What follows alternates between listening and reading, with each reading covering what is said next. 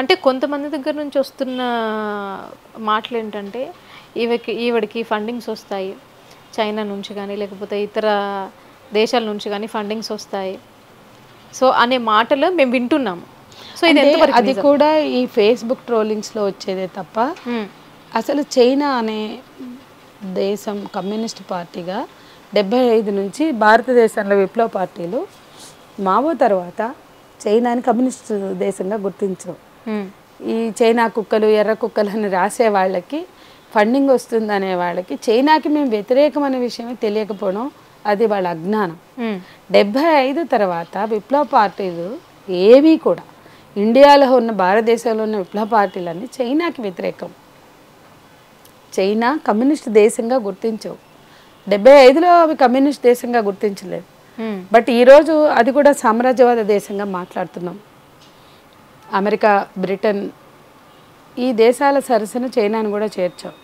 Market విస్తరణ కోసం China కూడా సామ్రాజ్యవాద దిశగా అడుగులు వేస్తుందని మేము మాట్లాడుతున్నాం. వాళ్ళకి సిద్ధాంతమే పట్టదు, సిద్ధాంతమే ఎక్కదు. కమ్యూనిస్ట్ పార్టీలుగా రకరకాల పార్టీలు ఉండొచ్చు. ఎర్రజెండా పార్టీలన్నీ ఒక పద్ధతి కాదు. మాది విప్లవ పార్టీ. మా పార్టీ మాకు రిజిస్ట్రేషన్లే ఉండవు, ఫండ్స్ ఎట్లా వస్తాయి? మాకు అసలు పిఓడబ్ల్యూకి రిజిస్ట్రేషన్ లేదు, ఇఫ్టూకు లేదు, పిడిఎస్యూకు లేదు. కొన్ని కార్మిక సంఘాల్లో కొన్ని సబ్ యూనియన్స్ ఉంటాయి, like auto union, okay, domestic workers unions, హమాలి యూనియన్, భవన నిర్మాణ సంఘం, వాటికి మాత్రమే రిజిస్ట్రేషన్స్ ఉన్నాయి. అవి కూడా ట్రేడ్ యూనియన్స్. మహిళా సంఘంకి రిజిస్ట్రేషన్ లేదు. ఫండ్స్ ఎట్లా వస్తాయండి నాకు చెప్పండి? రిజిస్ట్రేషన్ లేని సంఘాలకి ఏ దేశం నుంచైనా ఫండ్స్ వస్తాయా? స్వదేశం నుంచి వస్తాయా? ప్రభుత్వాల నుంచి వస్తాయా? మేము సానుభూతి పరులు ఇచ్చేటువంటి డొనేషన్స్, అవి ఫండ్స్ కాదు. అంటే ఇప్పుడు నీకు మా సంఘం నచ్చింది, ఒక 100 రూపాయలు నువ్వు డొనేట్ చేస్తే ఆ 100 రూపాయల డొనేషన్ మా సంఘానికి ఉంటుంది. అట్లా సానుభూతి పరులు.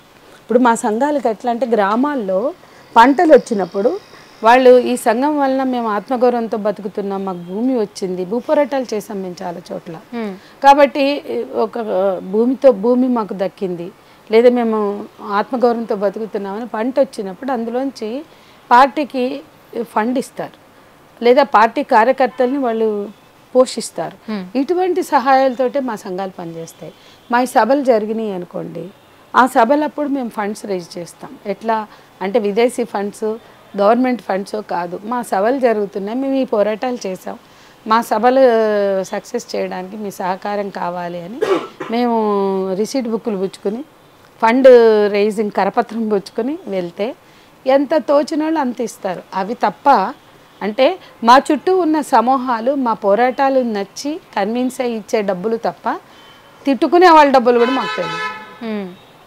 సో ఇవన్నీ అభూత కల్పనలు, ఆధారరహిత ఆరోపణలే తప్ప వీటి వెనుక బేస్ లేదు. ఎర్ర కుక్కలు అంటారు. అసలు వాళ్ళకి అర్థం కానిది ఏంటంటే పాలకులే చైనాతో కుమ్మక్క అవుతారు, పాలకులే పోయి ఒప్పందాలు చేసుకుని దిగుమతులు ఎగుమతులు చేస్తున్నారు. ఈరోజు చైనాలో ఎక్కువ మంది గుజరాతీస్ బ్రోకర్స్గా ఉంటారు. ఇవన్నీ అర్థం లేనివి. ఈ దేశంలో మతం అనేది రాజకీయం చేయడానికే తప్ప మతం ఆచరించడానికి కానే కాదు. మతం విలువలు కూడా నిజంగా వీళ్ళు ఆచరించరు. అట్లా ఆచరించే వాళ్ళైతే గత సంవత్సరం 71వ ఎడిషన్ ముంబైలో ఆర్ఎస్ఎస్ హెడ్ క్వార్టర్ నాగ్పూర్లో ఉంటుంది. ముంబైలో 71వ ఎడిషన్ మిస్ వరల్డ్ పోటీలు జరిగినాయి. అక్కడ అధికారంలో ఉన్న శివసేన, బీజేపీలు కూడా వాటిని అడ్డుకో. ఇప్పుడు మళ్ళీ మన తెలంగాణలో జరగనున్నాయి. బీజేపీ లేదా సంఘ పరివారాలు, బజరంగ దళులు, ఏ దళులు అంటే వాలంటైన్స్ డే మన సంస్కృతి కాదు అని విరుచుకుపడే ఈ బజరంగ దళ్ ఈ పోటీలను అడ్డుకోదు. ఎవరైనా మీడియా వాళ్ళు మీలాంటి వాళ్ళు ప్రశ్నిస్తే మమ్మల్ని మాకు ఆర్డర్ చేశారు పైనుంచి మాట్లాడొద్దని. దేనికోసం మిస్ వరల్డ్ పోటీలను? ఇప్పుడు నేను అదే అడగాలనుకుంటున్నానండి. అంటే మీ ప్రీవియస్ అంటే నేను దీన్ని కంక్లూడ్ చేస్తా. అంటే నేనేమంటున్నా అంటే ఇది కేవలం ఒక కుట్రతో, అంటే మా గొంతులు వినపడొద్దు, మా గొంతులు మూసేంత వరకు అయితే చంపనన్నా చంపాలి. అక్కడ గౌరీ లంకేష్ని చంపినప్పుడు ఒక క్యాంపెయిన్ చేశారు. బెంగళూరులో గౌరీ లంకేష్, హైదరాబాద్లో సంధ్య అని నా నా ఫోటో మీద క్వశ్చన్ మార్క్ పెట్టో కత్తి పెట్టో రక్తం గారినట్టు చూపించి ఫోటోలు పెట్టి అట్లా క్యాంపెయిన్ చేశారు. ఏదైనా ఘటన ఎక్కడైనా జరగంగానే క్యాంపెయిన్ చేసి నంబర్లు పెట్టి అడగండి కడగండి నిలదీయండి అని అట్లా వేధిస్తారు. ఇక అన్నీ పోయినాకంటే మా మా మా కంటల్లో ప్రాణం ఉన్నంత వరకు వెంటాడుతూనే ఉంటారు, వేధిస్తూనే ఉంటారు. వీళ్ళకు తోడు ప్రభుత్వాలు కేసులు పెడుతూనే ఉంటాయి. ఇది జరుగుతూ ఉన్నప్పుడు మేము నిలబడి మాట్లాడుతున్నాం కదా. మీరు సంస్కృతి పరిరక్షకులైతే మీరు చెప్పేది అంటే ఈమె కమ్యూనిస్టు, ఈమె హిందూ మతానికి వ్యతిరేకం అంటారు. అది తప్పు. ఏ మతానికి వ్యతిరేకం కాదు. ఏ మతం స్త్రీలను అణిచివేసినా ఒప్పుకోం. క్రిస్టియన్ మొనాస్ట్రీలు వచ్చినప్పుడు వ్యతిరేకించాం.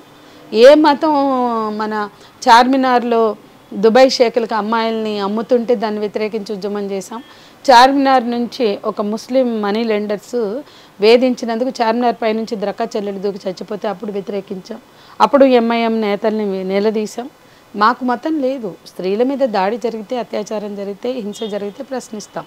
మాకు మతం పూసి ఈమె హిందూ మతానికి వ్యతిరేకం అంటే ఎన్ఆర్సీ, సిఏ, ఎన్పిఆర్ లాంటి మూమెంట్లు వచ్చినప్పుడు ఈ దేశ పౌరులు ముస్లింలు కూడా వాళ్ళ పౌరసత్వాన్ని గల్లంతు చేయడం, వాళ్ళ పౌరసత్వం మీద వ్యతిరేకంగా మాట్లాడడం తప్పని జెన్యూన్ మూమెంట్స్కి సపోర్ట్ చేస్తాం. అంటే మైనారిటీల మీద మతోన్మాదం దాడి చేస్తే మైనారిటీ హక్కుల కోసం మాట్లాడడం తప్ప మేము ఒక మతానికి వ్యతిరేకం అనేది కాదు.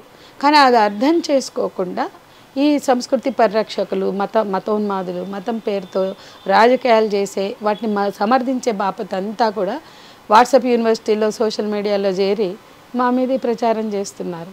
ఇప్పుడు మేము వాళ్ళకు ఒక సవాల్ పెట్టాం. నా మీద ఇంత ట్రోలింగ్ చేసి హిందూ మతానికి వ్యతిరేకం అన్నారు కదా, అన్నారు వాళ్ళందరూ, రాసిన వాళ్ళందరూ, మా మీద దాడి చేసిన వాళ్ళందరూ, సంస్కృతి పరిరక్షకులుగా ఫోజులు కొట్టిన వాళ్ళందరూ, మాట్లాడిన వాళ్ళందరూ, ఈ మిస్ వరల్డ్ విదేశీ వనితలంతా వచ్చి విదేశీ కార్పొరేట్ ప్రయోజనాల కోసం పెట్టేటువంటి కిరీటాలు మిస్ వరల్డ్ పోటీలు జరగొద్దని మేము అంటున్నాం.